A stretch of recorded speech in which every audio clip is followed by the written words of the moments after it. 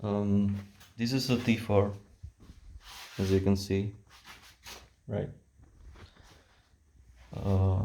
It will be a camper van.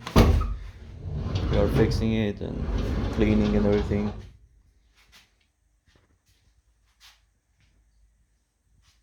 So we already cleaned it. Sorry, you can't probably see. All right. We did take the carpet out. Did insulate it. Came back. We managed to somehow fix those seats, which are broken. Like broken, I mean these sides were like worn out. Yeah. It has some rust issues, but I mean it's not that bad given the age. We already fixed some spots. Some spots we are like keeping as is. It was a pretty cheap T4, so the idea is to make it run again. Like it's running, but the inspection, like technical inspection, it's over. It's like 1 month over, so I need to fix it somehow so it can pass the inspection, and then we can start building the interior, etc.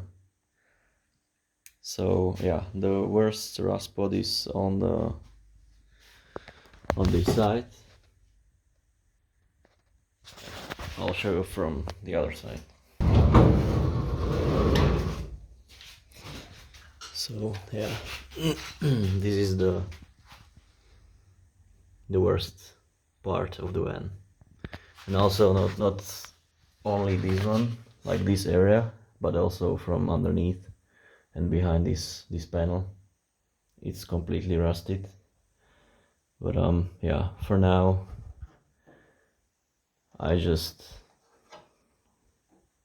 well, I don't know whether it can be said that it's welded on there, because, like, you know, these welds are probably not staying there for that long.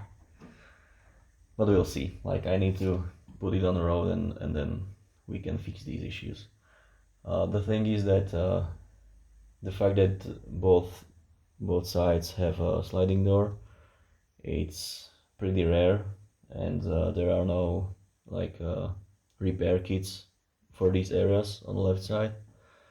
I will probably check whether the England ones doesn't have that, or yeah, I might find some replacements for that.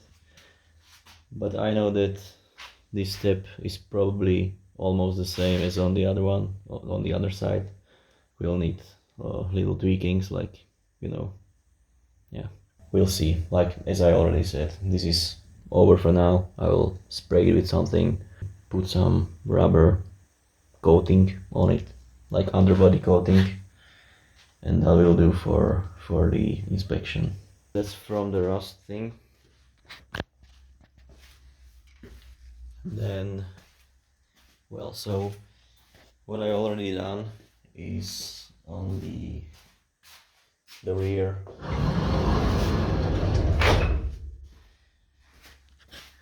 side. So the springs, as you can see, or it probably, I have a very bad lighting here. So springs are new because it was the springs were broken on the right side. The shocks are pretty good shape so far, so I didn't, like, yeah, I'm not changing those. I'm gonna change the front ones, like I'll show you.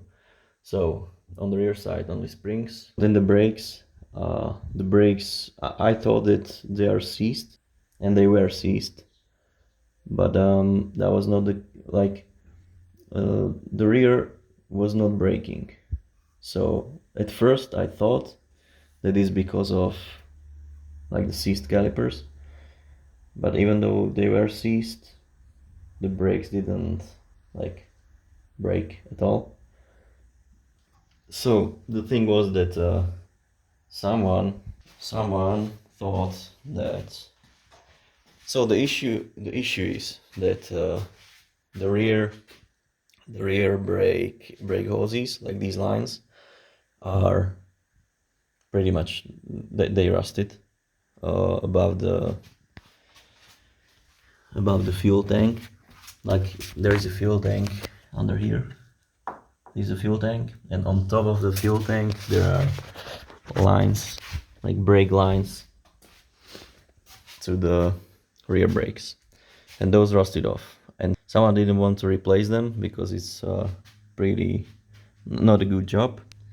So what they did was they took the pipes from the ABS brick, or whatever it's called, and they put the, like, do you see what happened there?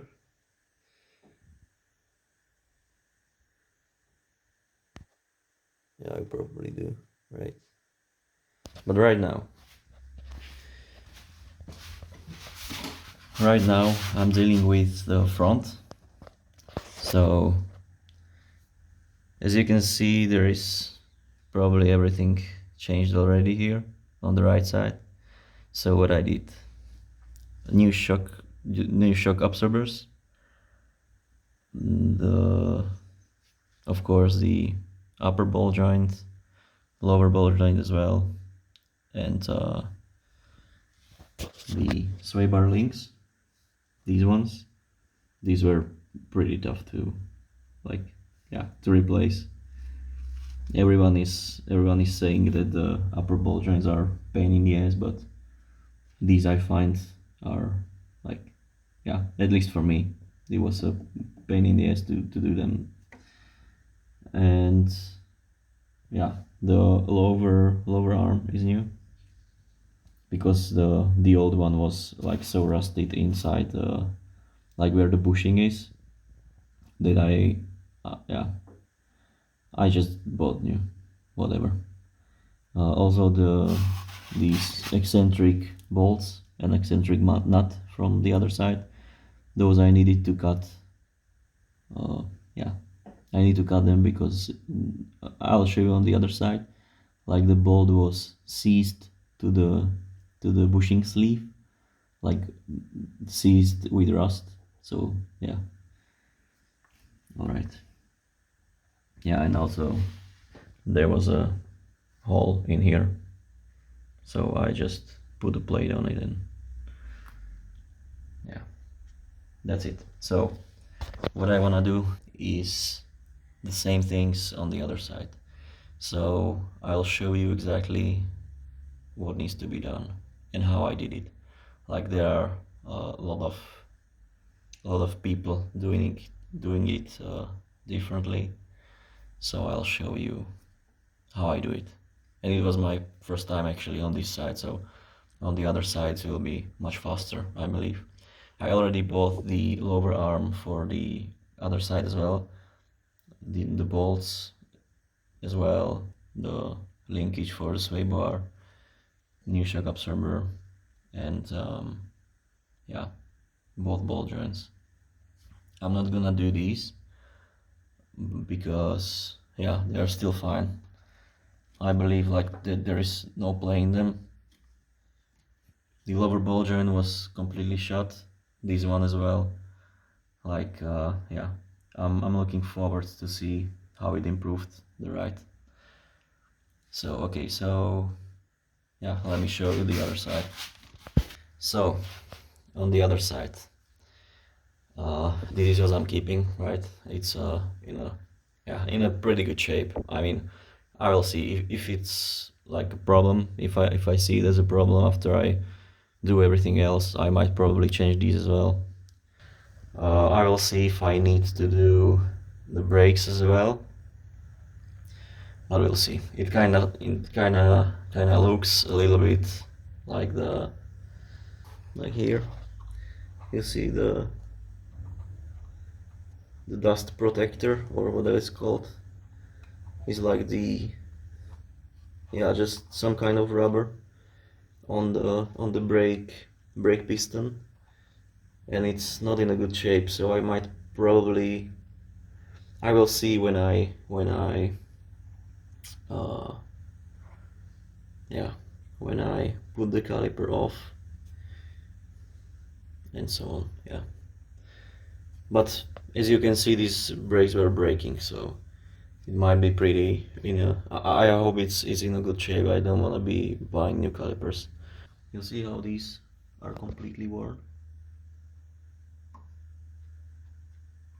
Like, I believe this was not done in a like very, very long amount of time. The worst thing here is this one, because as I told you already, on the other side I will need to cut them through here and here as well, so I can pull it out, because these are not moving. I will be able to undo the nut on that side, but I'm sure that this one, like the bolt, will turn around with the sleeve inside the bushing. It will be completely rusted and seized. So that's gonna be, yeah, not a great one. And yeah, as you can see, like this sway bar, these sway bar bushings, you see how it's like completely not in a good shape. Like the rubber is completely off.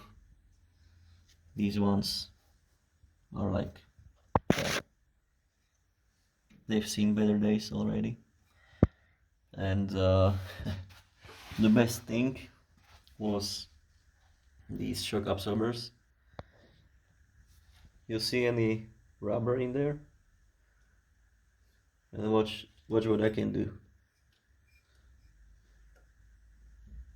Like, it's not even holding. That's ridiculous. Alright.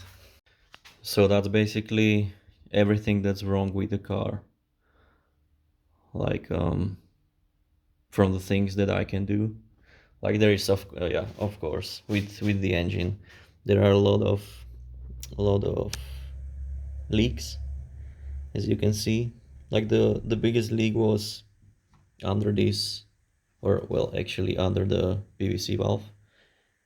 And yeah, I already replaced that with these filling hose, or what it's called. Yeah, I've cleaned the intercooler, because it was this intercooler is probably has a hole somewhere around here, because the oil was dripping from there, and it was like yeah, black on this side. But we'll see. I mean, the car was driving pretty good, I would assume. Like, I this is my first T4. I have never been like behind the wheel on a T4, so I don't know what the performance should be. So we will see whether there are some boost leaks or not, and if so, I'll probably need to buy another intercooler, but that's for the future. So I've cleaned it. I've cleaned the sensor, and yeah, there was a broken pipe somewhere around there, like from the PVC valve to the intake. So I replaced that one. And yeah, so from the engine point of view, I know that turbo is probably burning oil, not that much, but if you only do low trips, it kind of fills the exhaust with the oil, and then you have like bluish, well, not bluish, like grayish smoke. But yeah, after some time, when the oil completely burns out of the exhaust, it's pretty okay, I would say. Like it is burning oil, but not in a like big amounts, I believe. But we'll see. Like I would like to go to the inspection before I do something with turbo, because yeah, the turbo is probably not the easiest fix in here. Other than that, there is a problem with transmission. Like the fourth gear is jumping out of the gear, which is, yeah, it's unfortunate, but you can still use other gears. So right now I'm not paying like 1,000 euros for like a new transmission. We will see again. Yeah. So this is like a project. We bought it for around 2,000 euros, and yeah, I mean it's in a pretty good shape for what we paid for it.